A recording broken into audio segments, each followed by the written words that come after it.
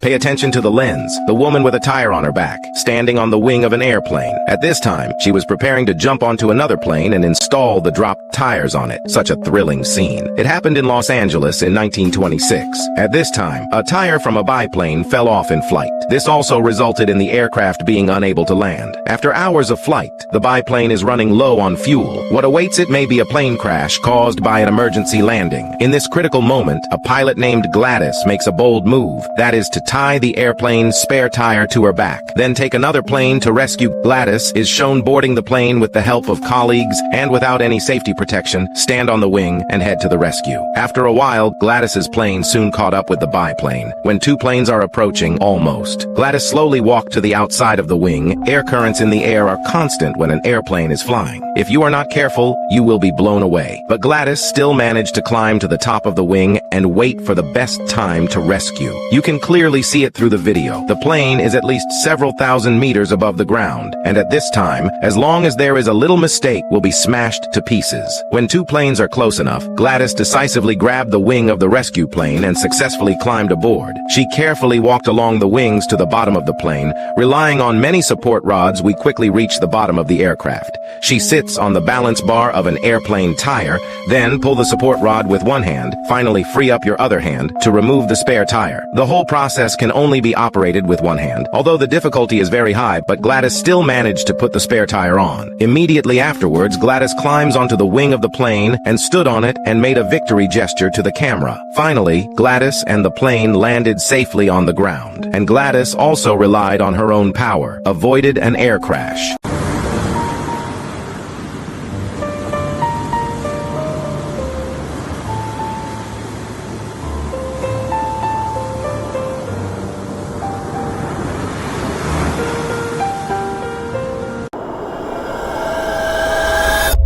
I turned a Parisian apartment into a giant camera. This is a camera obscura, an ancient device that projects the image of the outside world onto a surface inside a dark room.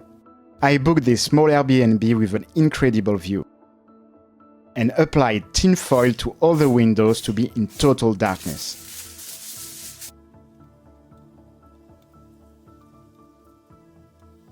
Now I can use a special lens to inverse the projection. And this is what I saw on the wall.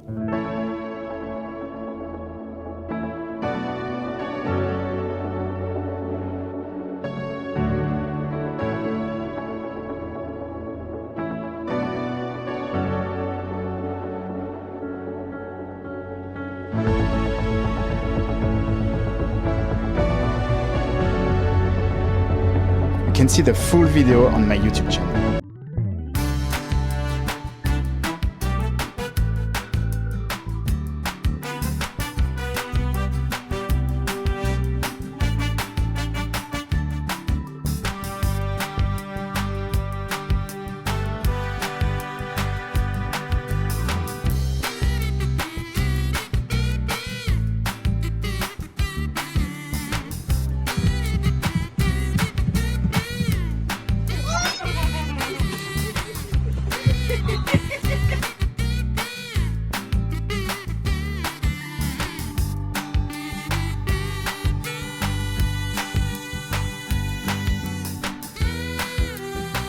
Okay, here's our little sliver of ballistic gel, mimicking someone's arm. Yes, it definitely arm. 20,000 FPS.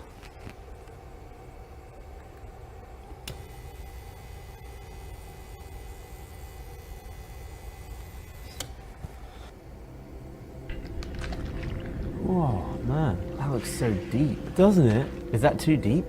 It's supposed to be 1.5 mil deep, so it gets through the dermis of the skin and deposits the ink underneath. It goes much further than it puts ink, or is it going to start leaving trails of ink? I think it's going to start leaving trails of ink. The gel does actually kind of ripple just like the skin does as well. Yeah. Oh yeah, look. It's leaving like streaks of ink. Yeah.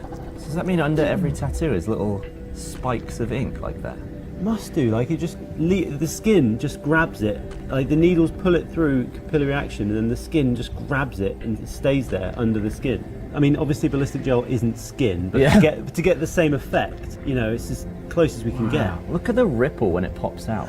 Look at the surface of the skin just You can actually see, look, boing. You can actually see where the top layer of skin is like around the needle, and then it starts like sliding back up the needle as it goes in. Like that's like the area where it pierced, and it's sort of dragging that down. But then you can see it sliding and leaving a trail of ink there. You can also get ones that are like a bunch all in a row for creating like shading. Should we see one of those next? Yeah. Oh, and you're like poking the... Well, it's really hard you're like to see. mushing it into the... You might be doing that a bit too hard. That's going really deep. You might be just mullering this. Don't get a tattoo by me, okay? Okay, so this is maybe not completely accurate.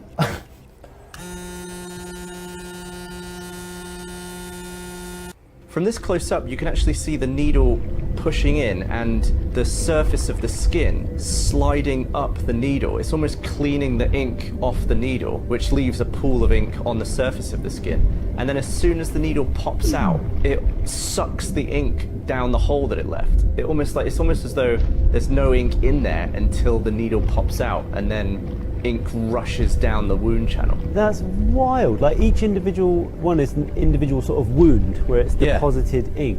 We've done our lines,